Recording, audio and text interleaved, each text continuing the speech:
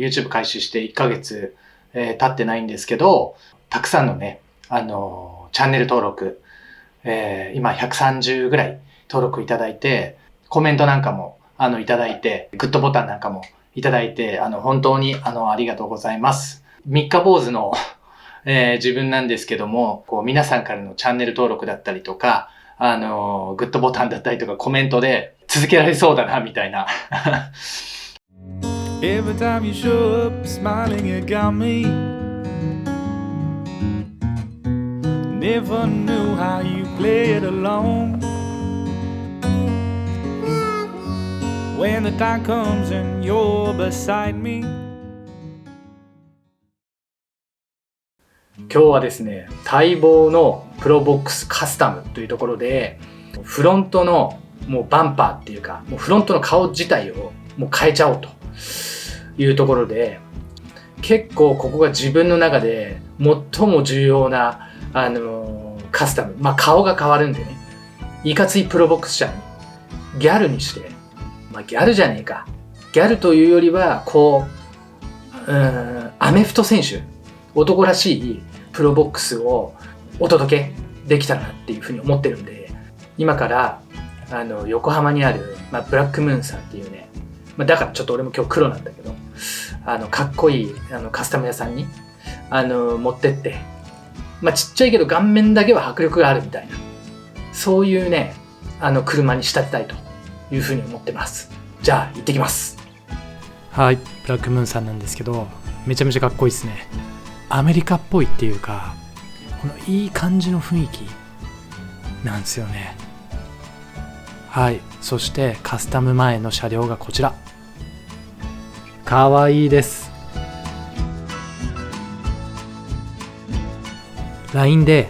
すっぴんの状態の途中経過を送ってもらいました。ここにお化粧をしていくと。フロントのその顔面を変えるっていうことなんですけど、結構ね、こうバンパーの形状とライトの形状っていうのがこう合わせていかなきゃいけないっていうところがあるんで、もう丸めでいいから丸めにしようとか、角めがいいから角めにしようみたいな感じですと、バンパーがこう選びづらくなる。で、私はまず最初にバンパーを、決めまして、ダイナスティさんのタコマ風のバンパーに、したと。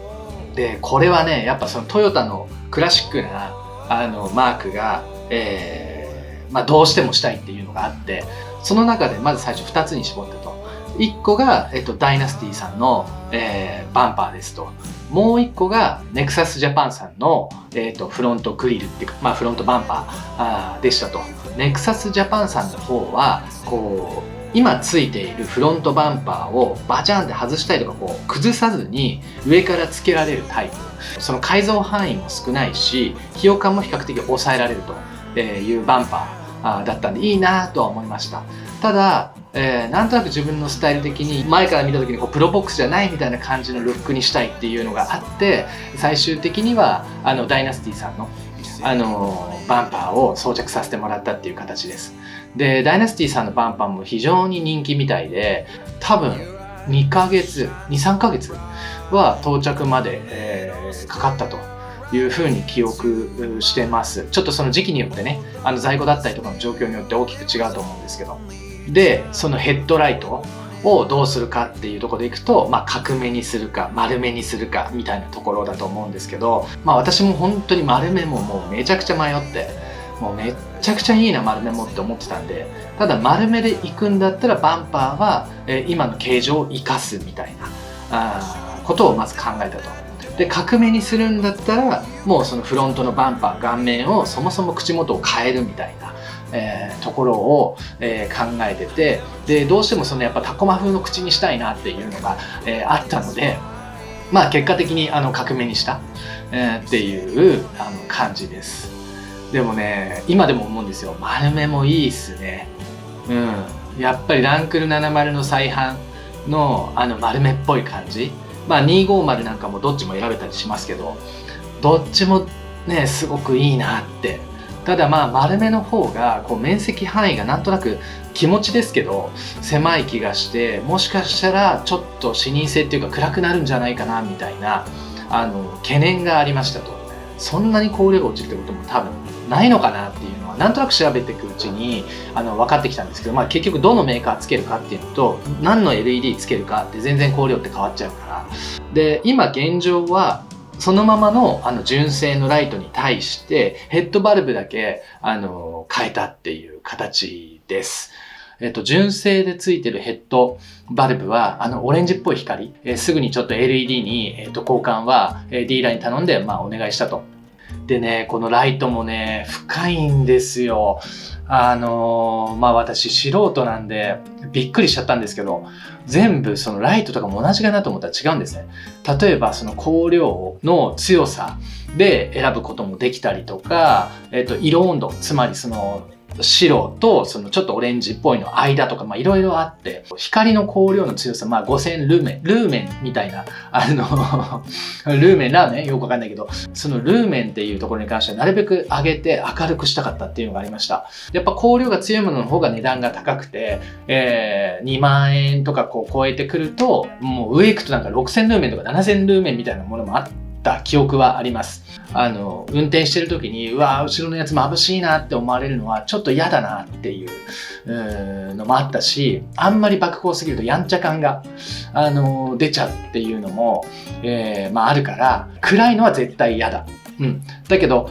明るすぎてハイビームとかやばいみたいなやつも嫌だ。結構明るめなんだけど明るすぎない、5000ルーメンの、IPF のエフェクター2を、ディーラーで頼んで相談しながらつけてもらったっていうタイヤの話なんですけど、今回東洋の、オープンカントリーに、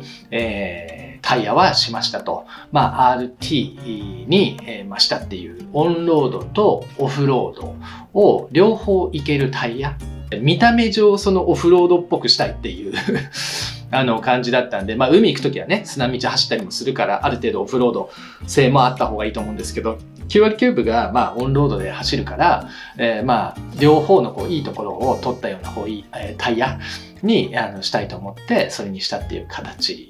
です。でホイールは純正を黒に塗装したというよりは、もともとその純正に限りなく近いブラックホイールを、お願いしたと。でなんであえてそのオリジナルのその純正ホイールを塗らなかったかっていうと、やっぱりその上から塗装したやつよりもともと塗装されてるものの方が剥がれにくかったりとか傷がつきにくかったりするんじゃないかなっていう予測を立てまして、で最初からもうブラックホイールに、してもらったっていう経緯があります。でも本当にカスタムでお金もかかって大変な部分もありますけど、いや本当に楽しいですね。高い車だとなんかこんなにカスタムしたいとか、そもそもフロントのフェイスを変えたいっていう発想をなんていうんですかね、素人なんで持たなかったなっていう、